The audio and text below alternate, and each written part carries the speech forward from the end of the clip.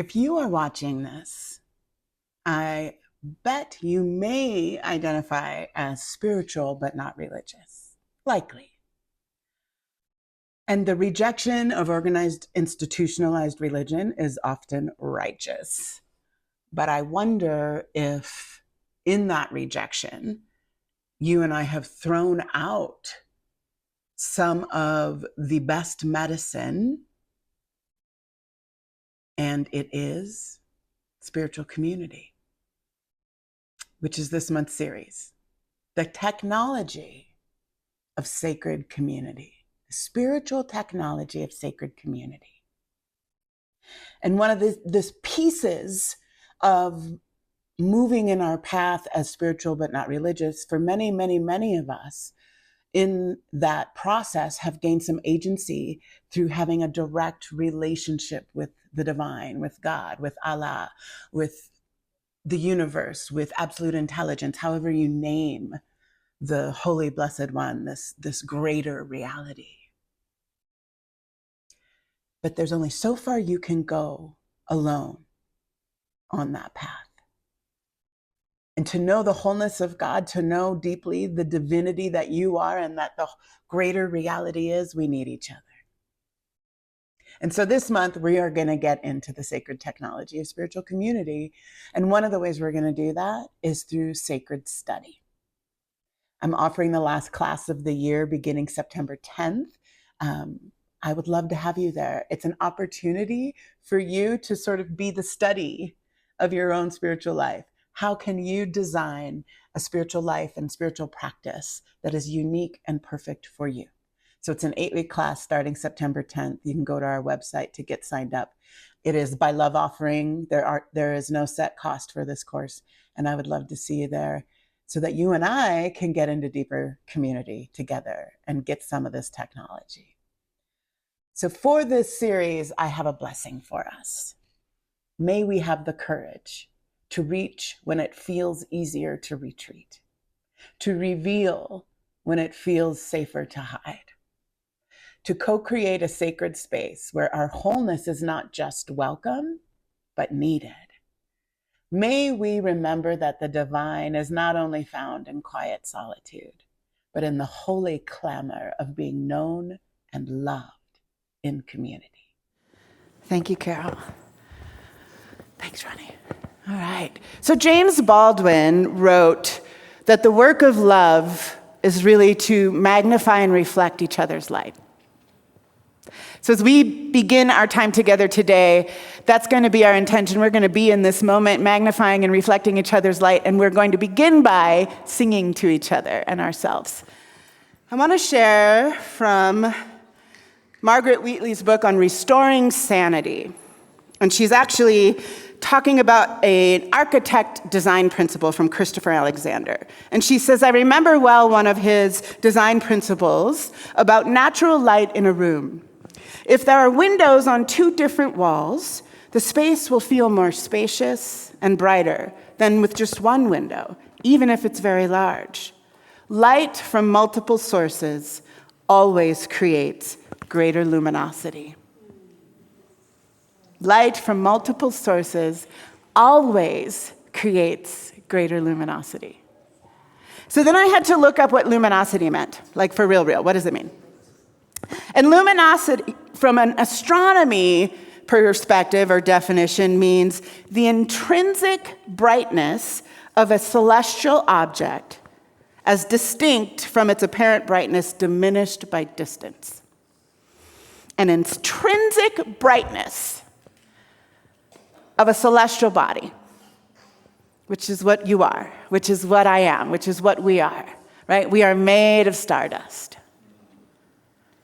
So the intrinsic brightness, the intrinsic inherent light that you are, is never diminished by distance. But distance makes it appear less bright. You with me? Right? Right, yes, exactly.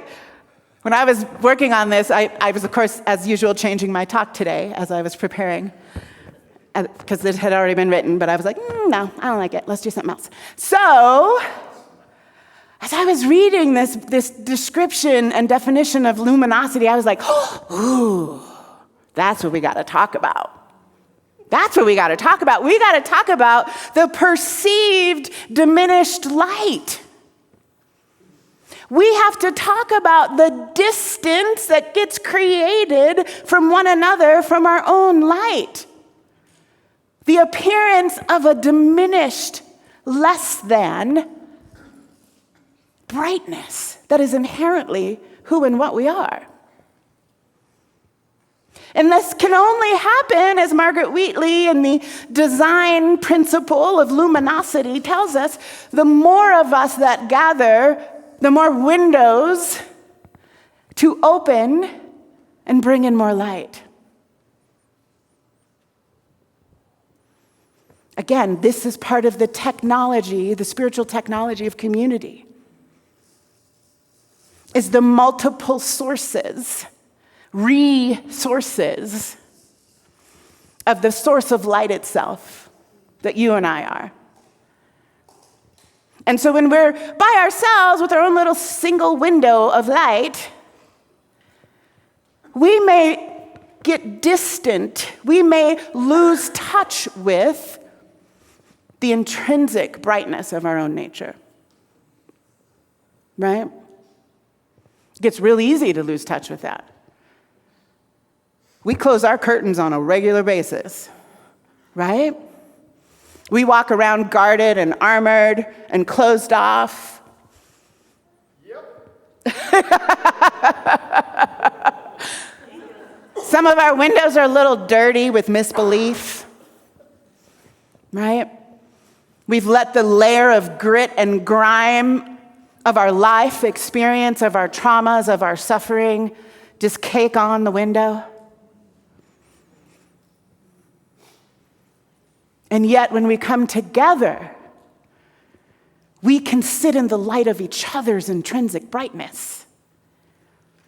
And maybe be reminded that, wait a minute, maybe I have some light. Maybe I got a little bit of that in me. Or we can ask one another to magnify the little bit of light we're able to find. And when we do that, our curtains open just a bit more. We get the little, spray bottle out and clean a little spot so we can see each other just a bit better. It's a powerful thing to be reminded of your intrinsic brightness. It is a powerful thing to be vulnerable enough to show up in community the days when you're feeling really curtains closed, right? And to let yourself sit in someone else's light. To let yourself be reminded and maybe be inspired.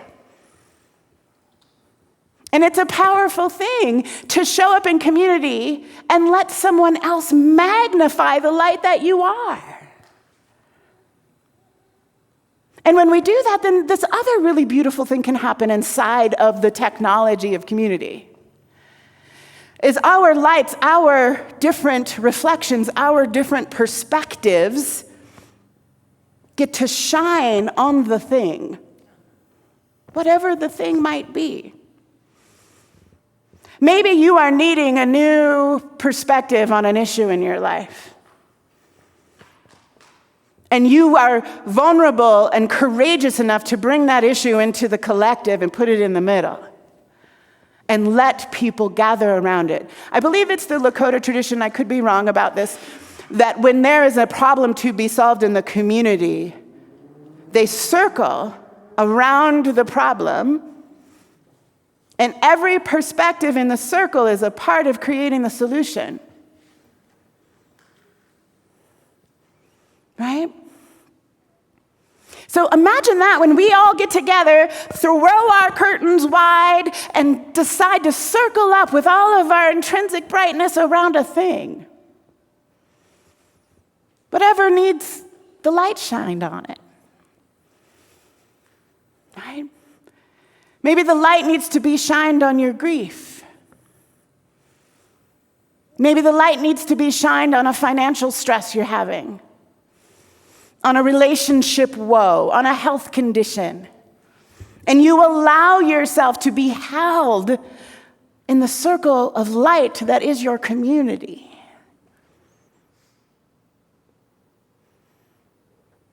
You allow your blind spots to be revealed. Ooh. That's one of my favorites. I have people in my life that I specifically that is their job in our friendship. They are my blind spot watchers. And they love to be counting my blind spots and being like, hey, did you see that over there? Like, no, I did not. Thanks. Thank you. And thank you, because I didn't see it. Such a beautiful way we get to be together with intention. And this practice we have this month, which is sacred study, and there's lots of great ways for you to practice this in the app if you want to get deep into a text or a lyric or something, which is a lot of how people do it. But I was thinking about, what does sacred study become when we become each other's study? When we study the ways of being that maybe are different from ours. When we are willing to get into each other's business. And a lot of us were raised inside of traditions where we were not inviting people in our business. That was not a thing we did. And I'm saying, what if you did, though? What if you allowed yourself to be seen deeply? If we came to each other with deep curiosity, I don't know what it is you're doing over there, but tell me more. I don't know about this thing that you do. I want to learn. I'm curious about it. Because Baldwin said, the work of love is to reflect and amplify each other's light. The work of community is to bring that intrinsic brightness into community, to bless each other with our presence, with our ways, and to be blessed. It is not to come in with a critical eye and be judgmental. It's very different. I think many of us come into community ready with the judgment, right? I don't like how she's doing that. I don't like the music. I don't like the thing. I don't like the temperature. I don't like the chair setup. Just come in with the ready. But the work of spiritual community, so that we can benefit from it as a technology, means we come in with the intention to be a blessing, the intention to show up to be blessed. I'm going to show up with my windows as open and clean as I can. And if it's a day where they're really pretty closed, then I'm going to show up willing to sit in someone else's light. This is where what motivates us and what intention we are moving with really matters. This is the difference between community, and I'm air quoting because sometimes we call community just like a group of people that we spend time with or that we happen to meet up with on a regular basis out in the world. Maybe, from a sociological perspective. But spiritual community and the technology of it requires intention, it requires consciousness, willingness, and courage. The courage to be seen. The courage to put down what you think you know and lean in with curiosity. To sit inside somebody else's light even when you're like, I don't know them. I don't know about their light. Yes, you do. Because there's one light. There's one holy blessed one that is the intrinsic shine in each of us. So that's where we begin. And that's what we keep central.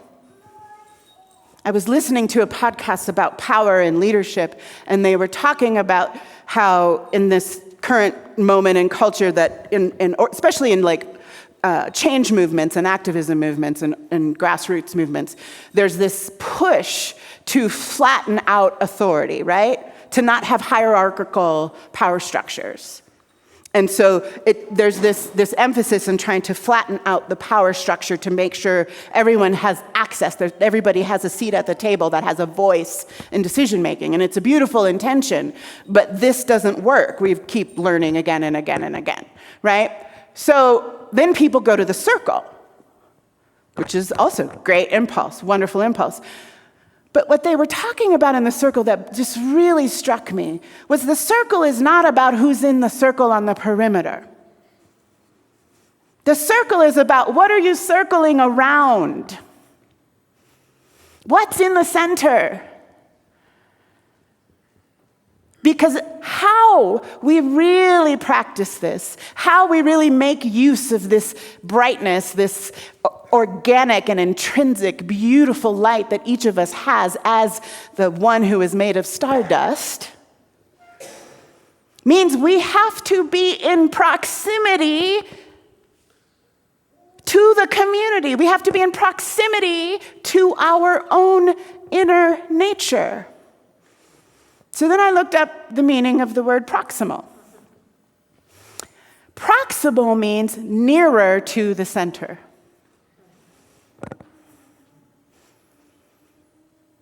Being nearer to the center of your community, the center of whatever circle you find yourself sitting in, maybe choosing to be a part of.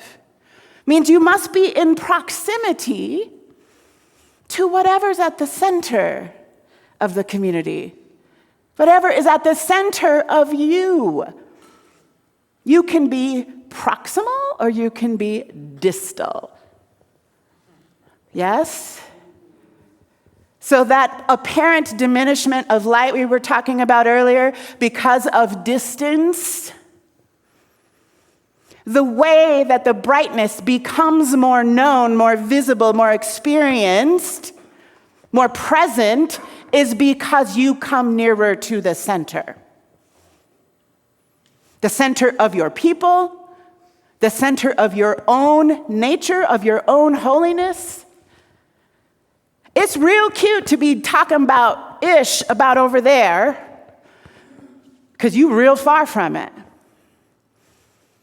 But how are you doing with opening the curtains and shining your light in the places that are central to you?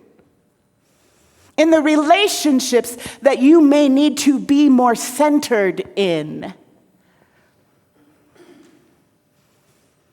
This is where the technology and the power of your light gets useful. When we get honest with ourselves about what is centered. What's central in my life? What people am I in proximity to? I say that I care about poverty, but I have no relationship to anybody in poverty. I say that I care about peace, but I have no relationship with conflict resolution in my own relationships. I am not near it. I say I want a more abundant experience of love for everybody on the planet. But how central are the people you are loving now? How close are you? You're a member of a community, but how is it centered in your life? You are someone who is on a spiritual path. How are the spiritual practices of your day centered in your day?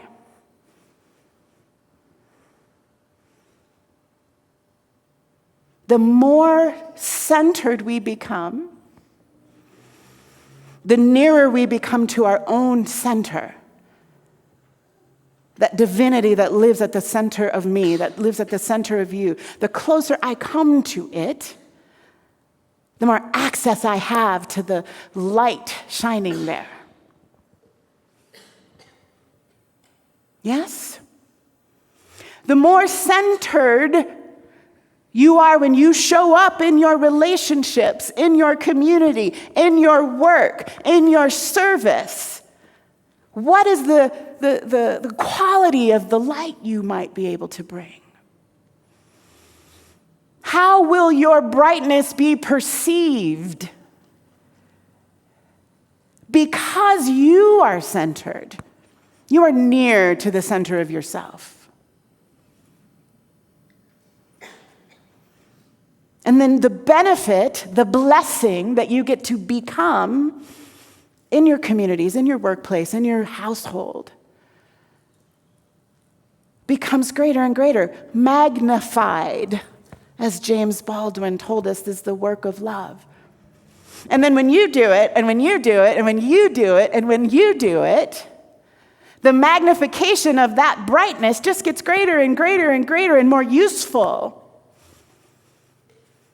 And then what do we know about when that kind of light, AKA love, is more discernible, more visible, more hearable, more seeable? We can follow its lead. This is where the actions we want to be taking when we walk around in a quandary like, I don't know what is mine to do. It's all falling apart. It's going to heck in a handbasket. It begins with coming near to center. It begins with using the technology of community where we collectively center ourselves around love itself. And then love leads the way. Love knows what to do. Love is our pointing. And the more we can see it, hear it, smell it, feel it, the better we can follow its direction. Right? Sometimes it's just somebody else's light that shines on something in my life that goes, ooh, well, there it is. There's my marching orders from Spirit. I couldn't see it on my own. And then someone shines it and points right at it, and I'm like, well, dang, it'd been sitting there the whole time. The technology of community. This is what becomes possible. We are made of stardust. There is an intrinsic brightness in you and us and the collective that is the way shower to whatever needs to be solved, whatever needs to be put in the center of the circle. There is nothing that can't be solved, resolved, created with that kind of light, that kind of love. So as we relax, get in here. We're all here to experience, enjoy, become committed to community, learn what community is. And so a simple way of thinking of it is God is, I am, you are, we are. We're all part of this community. And it's with the ease and grace and the energy and essence of God that flows through each of us that we can accomplish this. And so take what you need, give what you can, learn what you need to, and together we say. And so it is. So it is. Thank you, Carol.